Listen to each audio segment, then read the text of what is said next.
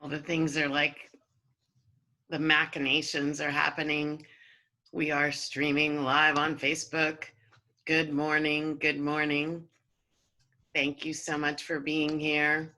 It's so good to see you. It's another hump day. Yay for hump day. Happy chat. Coming at you live from the Hartley Center for Mindfulness and Self Mastery. I can't tell whether we're live right now because technology is playing some games with me, but I'm just going to trust it because it says live on Facebook. So we're just going to go with it. Good morning, good morning, good morning to you. Thank you so much for being here. I'm Valerie Shepherd, and I'm coming to you live. Oh, a notification said I was live, so we're going to go with the notification. Yay. I'm Valerie Shepherd. I'm coming to you live from the Hartley Center for Mindfulness and Self-Mastery, where we teach you, encourage you, invite you, nurture and support you to master yourself and your life so that you can exquisitely manage whatever your life brings your way. And right now, it seems like for the last, well, all of 2020, like we're in October, people. How do I know? Because this is my birthday month. Yes. So anyway, we're in October. So this entire year has been an interesting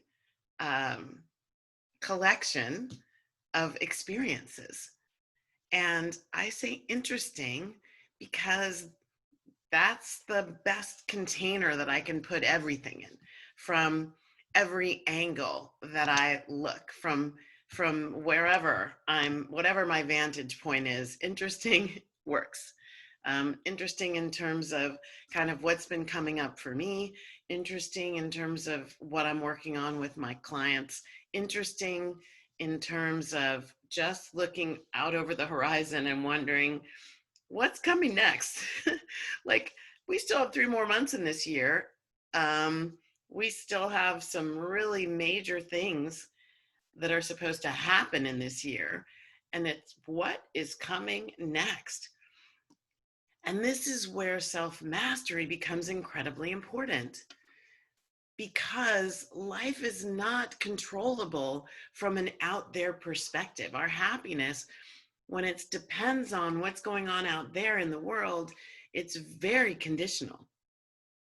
It's very conditional. And when things out there change, so does our opportunity for happiness. Good morning. Thank you for being here.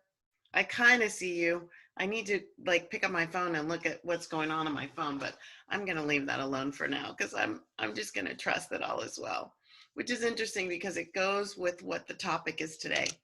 But so mastering yourself in your life is about managing all of the dynamics, or maybe not.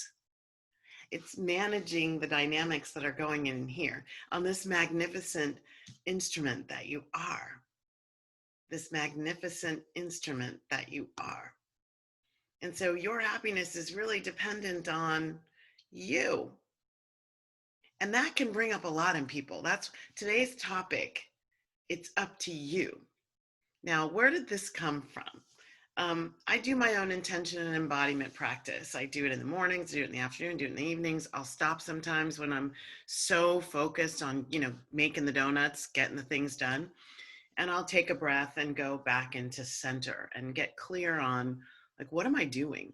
Have you ever done that? You're so busy getting the thing done that at some point you're not even sure, what am I doing? You're halfway down the road and you kind of pick your head up and go, where am I? And what am I doing here? And am I supposed to be, like, do I really want to be here? Is this for me? If you've heard me talk about my book, that was a big part of that part of my life then.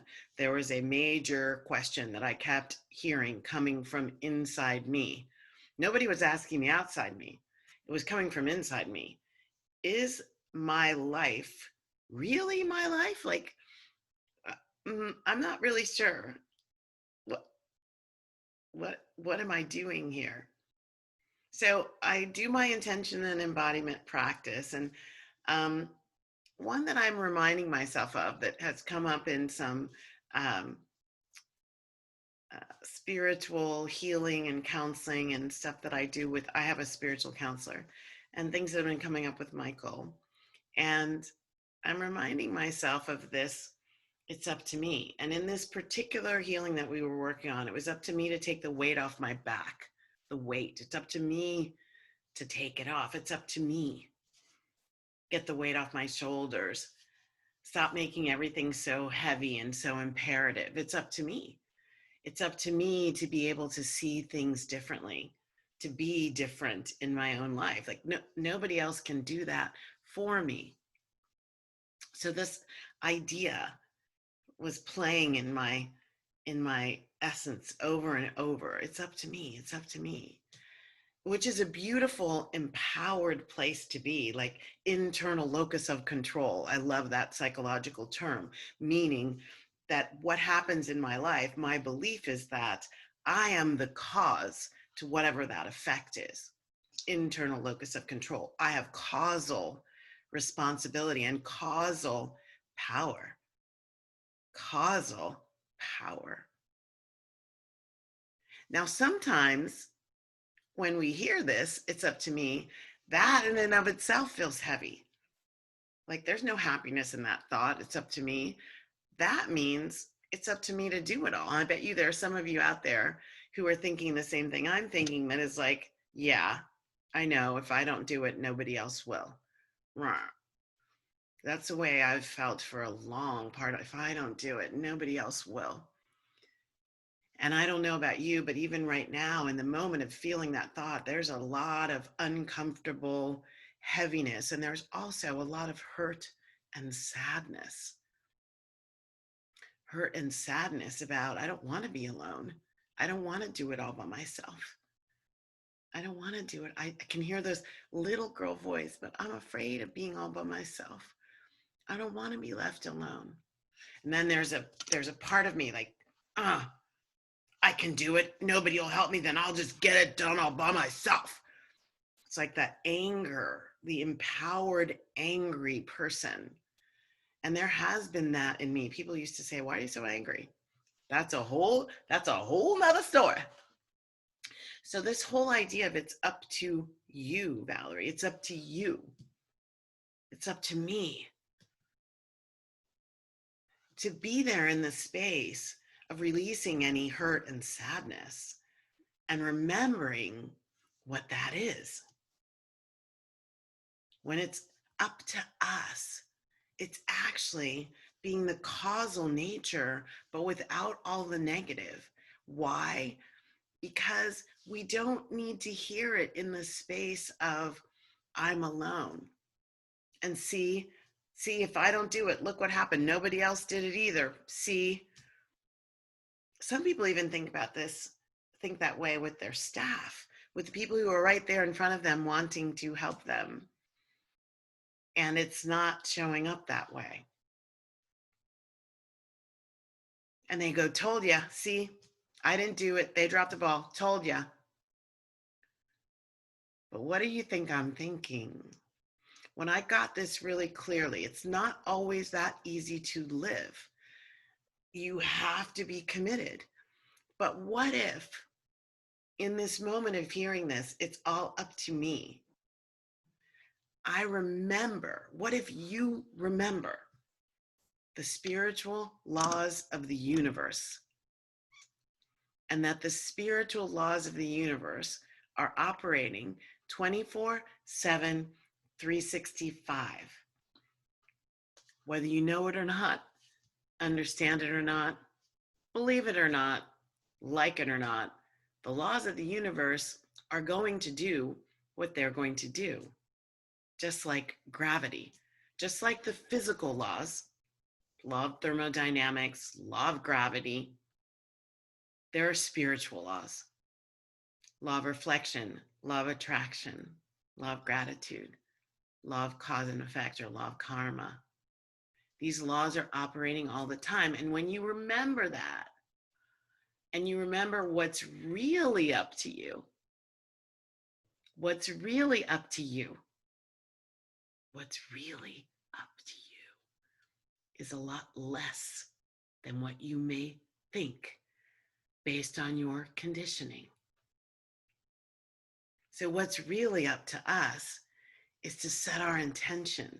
It's not to do all the work, that we have causal responsibility that is energetic because we are in an energy environment.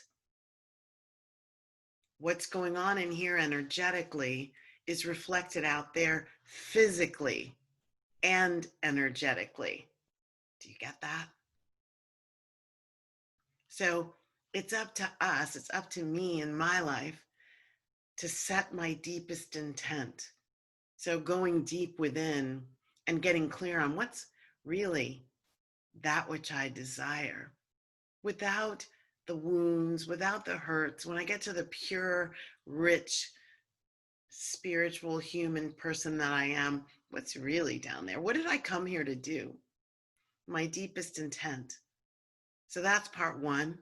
The next part is to take the steps that I'm inspired to take. As things come up, as the path reveals itself, to take those steps, to notice eyes, ears, heart, mind, not the intellect, the mindfulness of me, the intuitive essence, the divine essence, the magnificent essence of me. Acknowledge the signs. You can call those, I call those God nods. That's God saying, yep, keep going, girl. The atta guys, atta gals, atta whatever pronoun you use for you along the way, that high five energetic from the universe, and then rest in faith and trust. What if that's all that's up to you? I feel the heaviness being lifted. I feel the doubt. I feel the fear of misstepping. Like there's quicksand over there and there's a fire pit over there. I feel a lot of that going away. Not completely all the time, but yes, going away. The fear of the mistake, misstep, mishap. That's kind of heavy. So what if the what if it's up to you is all about it's up to me to ask for help from my helpers, not just those in the physical realm, but what about if it's up to me to remember the divine nature of the universe? It's up to me to ask my angels, my ancestors, all the divine beings in the universe to conspire in my favor. They already are, by the way, but to really consciously say, okay, take in my hands all the steering wheel. What if it's up to me to invoke a power that's in me to have the heavy lifting taken care of without having to engage my mental intellectual faculty and without having to engage my physical body? What if it's about that, not having to engage all of that? I want to tell a quick story. I had a boss, one of my managers, a boss at when I was at Procter and Gamble, and I will tell you, my time at Procter and Gamble was very special. Sometimes in hindsight, I see it more than I did when I was there. One of the things that I got from that experience was I had two managers who were, well, I had several managers who were exquisite for different reasons.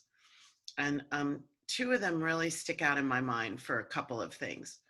And one of them, Ed Burkhardt, hi Ed, shouting out to you, my friend and mentor,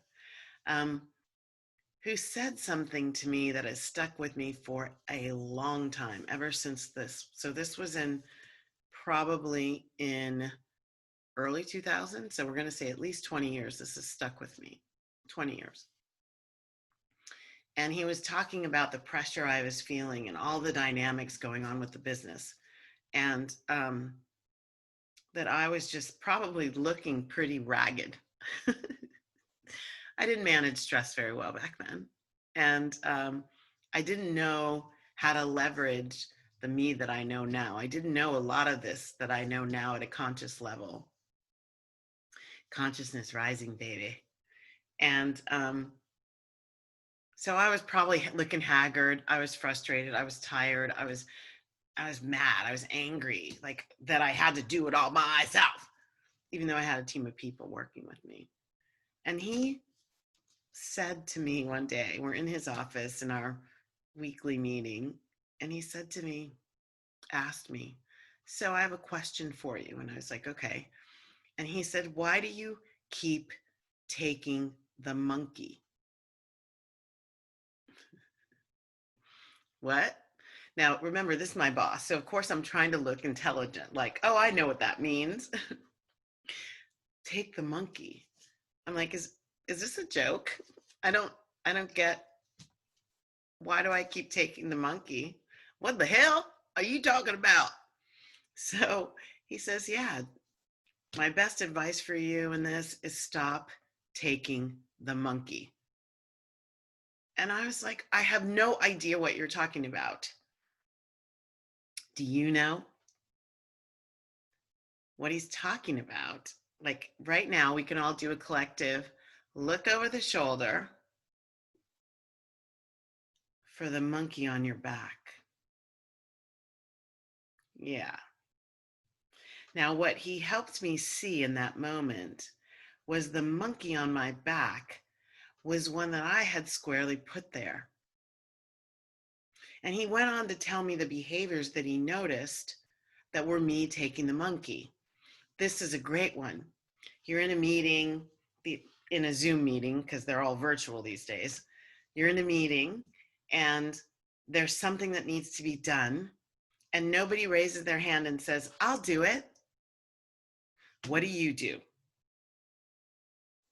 If you're squarely in the not helping you form of it's up to me, you're going to raise your hand despite the fact that taking this new thing on would mean that you don't sleep for 3 days, despite the fact that taking this new thing on means you are overwhelmed to a level that you don't even know how to manage. That taking this new thing on means you are in a self-denial, self-abusive, self-unloving place for however long it takes you to finish with whatever it is that you just took on.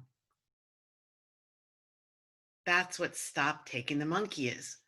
So when we're in the negative form of the it's up to me, we have monkeys all over our backs, only we think someone else put them there. That's what I did. I always, until this conversation, I was blaming others for putting the monkey on my back. And it was me taking the monkey off of their back and putting it on mine. Wow. Right now, I just want to encourage and invite you to just say a quick prayer of thanks to all the people in your life who have given you nuggets of gold, like Ed Burkhardt gave me this nugget of gold. Like, whether you call them up and thank them or send them a card or whatever you do, just right now, send up a prayer of thanks, a prayer of gratitude, a prayer of appreciation that says, wow, that really changed my life. It set me on a course, at least got me off of that course. Stop taking the monkey is a part of the healthy, inspired form of this teaching. It's up to you. It's up to you to stop taking on things that are not in your best good. It's up to you to ask for the help you need on the physical and the non-physical plane, the spiritual plane. It's up to you to take responsibility for your own happiness. That means to choose over and over and over and over and over and over and over and over and over again, ad infinitum, to create the life that you love to live. You're probably going to have to let go of some things, like the monkey on your back.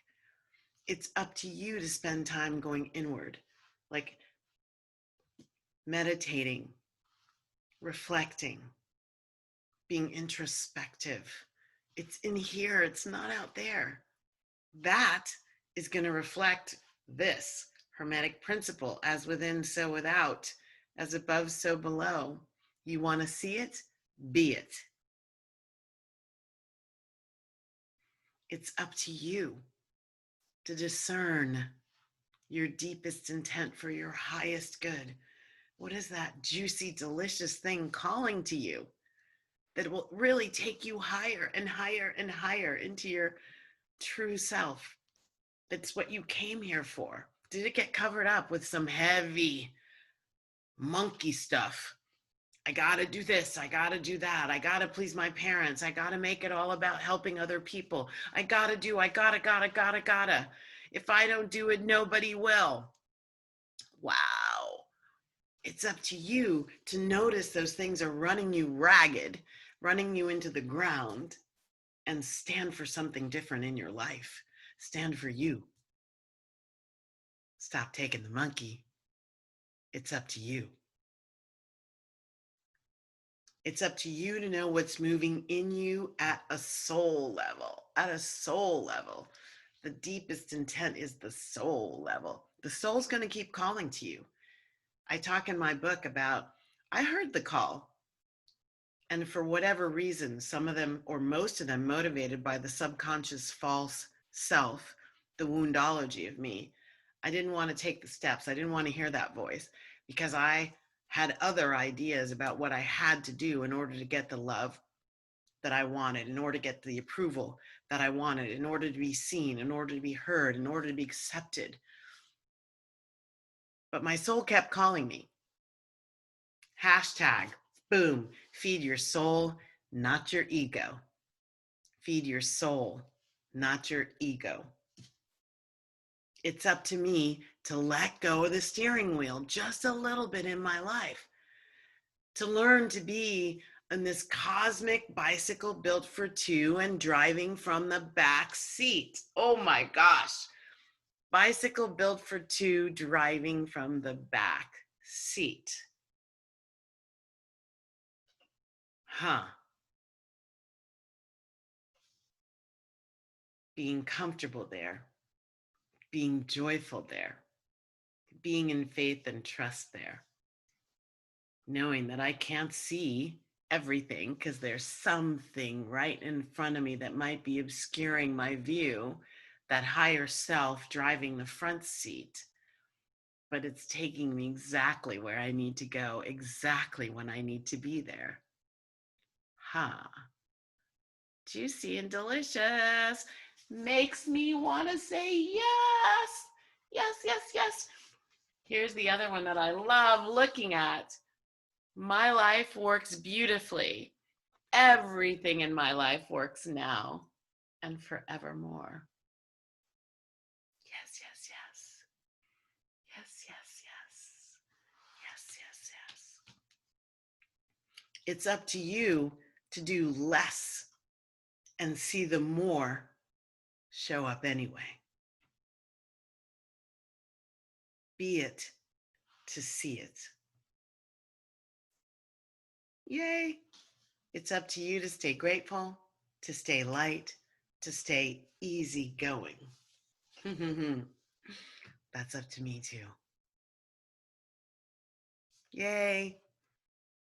This has been the 102nd edition of the Hump Day Happy Chat. Thank you so much for joining me. I will always close with the metta prayer, the prayer of loving kindness from the Buddha. May all beings be peaceful. May all beings be safe.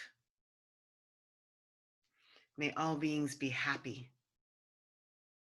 May all beings awaken to the light of their true nature, your true nature. And may all beings be free. Yay, many blessings. Thank you for being here. Thank you for sharing. Somebody needs to hear something that was a part of this happy chat. You don't need to know what it is. You could just say, you know what? My gift to myself is to feel really good about giving someone access to something they might not have had that they might really need. So sharing helps do that. You can create a ripple effect. Thanks for being here. Many blessings. Bye now.